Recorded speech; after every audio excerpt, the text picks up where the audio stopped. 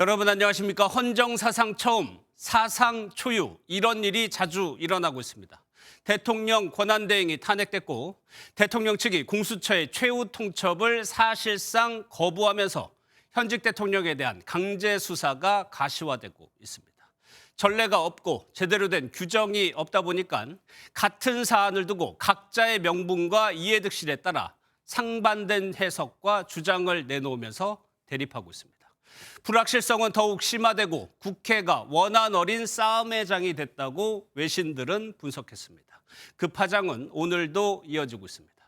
더불어민주당은 최상목 대통령 권한대행 압박 수위를 높였습니다.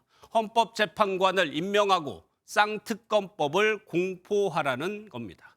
특히 내년 4월 2명의 재판관의 임기가 끝나는데 재판관 거리로 탄핵 심판을 불가능하게 하자는 거냐며 재판관 임명을 강조했습니다.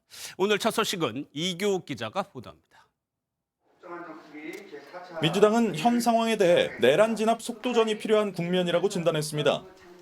어제 오후 한덕수 국무총리의 직무가 정지됨에 따라 대통령 권한대행을 맡게 된 최상목 대행에게 헌법재판관 임명을 서두르라고 압박한 겁니다.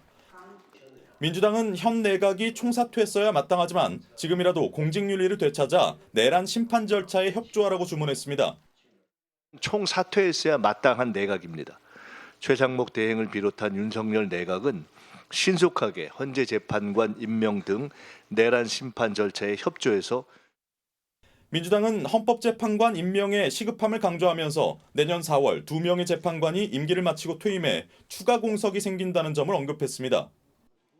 재판관 권리로 탄핵 심판을 불가능하게 해 윤석열 대통령이 임기를 다 채울 동안 직무정지 상황을 유지하자는 거냐고 지적했습니다. 국민의힘이나 이쪽에서 주장하는 바대로 이렇게 한다면 27년 5월 9일 윤석열 대통령 임기까지 그냥 직무정지 상태로 쭉 가자는 얘기입니까? 또 민주당은 다음 달 1일이 공포시 아닌 내란 김건희 여사 특검법의 공포도 즉각 이뤄져야 한다며 최 대행을 압박하고 있습니다. 민주당이 국민의힘 의원들과 유튜버 등 10여 명을 내란 선전죄로 곧 고발하겠다고 밝힌 가운데 이재명 대표는 윤석열 대통령 퇴진을 촉구하는 장외 집회에 참석하는 등 여론전에 나섰습니다. MBN 뉴스 이규욱입니다.